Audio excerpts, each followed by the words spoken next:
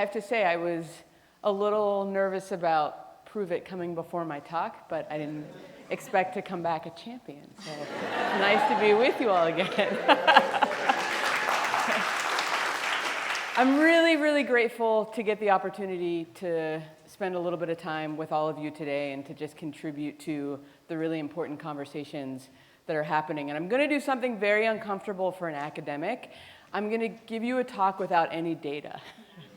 And so, see, some of you are excited about that. It's good. We need a balance. I spend my life in data.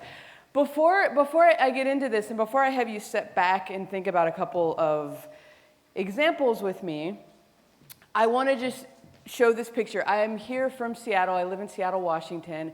This is a photo that I took of Elliott Bay. If any of you have been to Seattle, this is near downtown Seattle, looking out towards the Olympic Peninsula.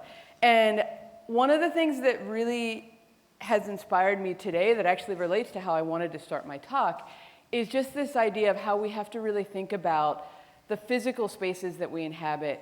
And not only the physical spaces, but the history that comes behind them. And so many of us are in contexts where we do land acknowledgements and labor acknowledgements, and we talk about that history. And I want to stress that that's really important. And I think for where I am now in the work that I do, it's become more and more important for me to really think about how we understand the history of the physical spaces that we inhabit and how they've intersected with people. And I think about this a lot in the way that I talk to my children about the work that I do and about these important issues that we're discussing today. So I wanted to start by encouraging us all to continue to reflect on those questions.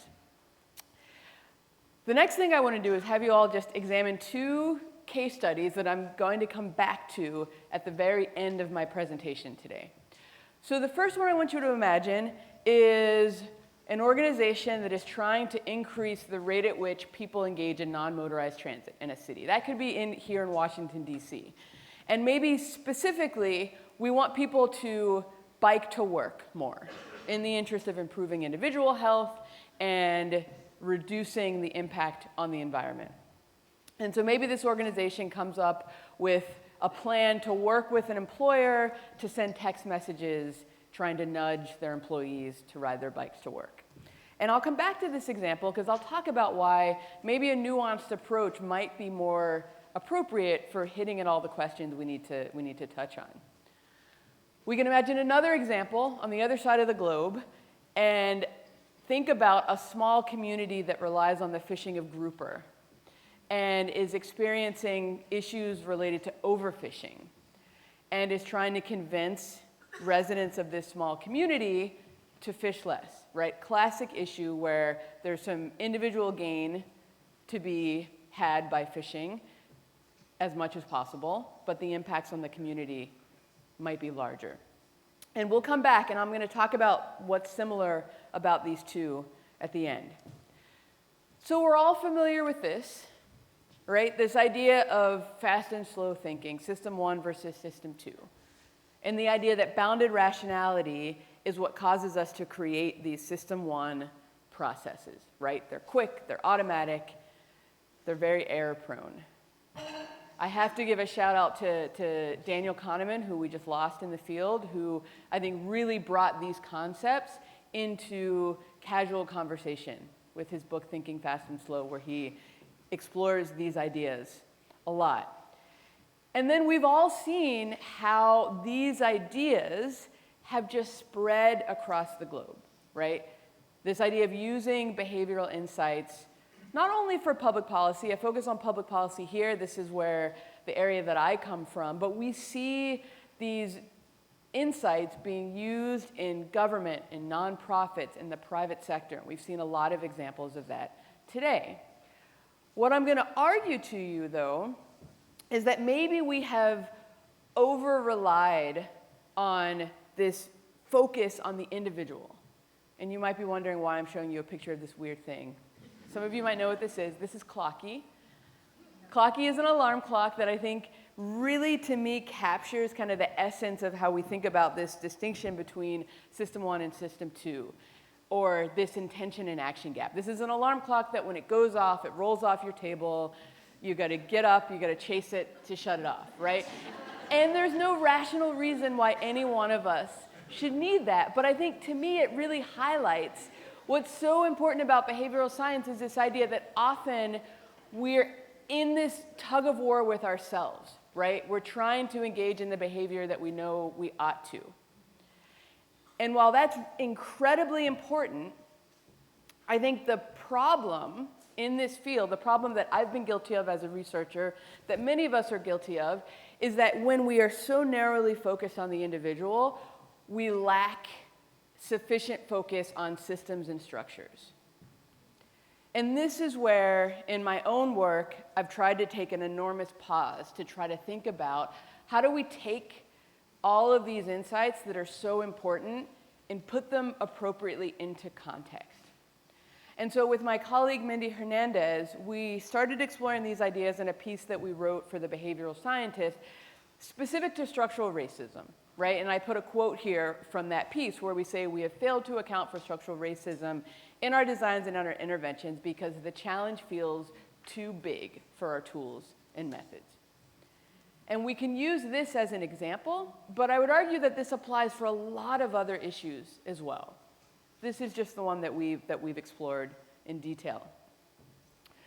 With some other colleagues, we've explored similar ideas in thinking about how we can integrate equity into the use of behavioral insights, specifically for the conservation space. And this image comes from a paper that we published in Conservation Letters, where we talk about some strategies that could be used by thought leaders, right? People that are in this space that are driving these important conversations, and also the practitioners. And these recommendations help us to think about how we challenge our assumptions, how we can critically consider how generalizable the fundamental research is that we rely on, right? And a lot of this is about how we operationalize what equity means in the first place. With Mindy, we have a book forthcoming later this year where we talk about how we can revisit this life course of how we implement behavioral insights with this lens towards equity, and in our case, we're focused on anti-racism. And so often, for example, we talk about wanting to understand the problem. Sometimes we use this language of diagnosis. And we argue that maybe we should use language that is more about discovering, and more importantly, co-discovering, co-designing interventions. And we walk through each one of these steps and talk about how we can approach it with a lens that is much more equitable. And it's really exciting to hear already so much of the work today that is taking this approach. But I would argue that there's much more space for us to do this more deeply. And it requires a lot more investment of time and resources, often at the really early stages of these processes. So if we come back to the examples that I started with, the first one, this cycling example, it would argue in certain spaces we might find that perhaps there is an intention-action gap, but there may be certain groups that feel like cycling might be more dangerous for them. We know that folks of color and perhaps men of color might be more likely to feel uncomfortable because of potentially a greater likelihood of having an interaction with law enforcement. And that might revisit the way we might think about an intervention in that space. In our other example, we might see that there are the households that have less resources. It might be harder for them to survive. And so a social norms intervention might not work as well for those that are the least well off. And so moving forward, I hope that we can use our resources and our tools to bring more nuance to the way that we implement these insights in the interest of creating more equity. So I hope you'll all join me in having that conversation. Thank you.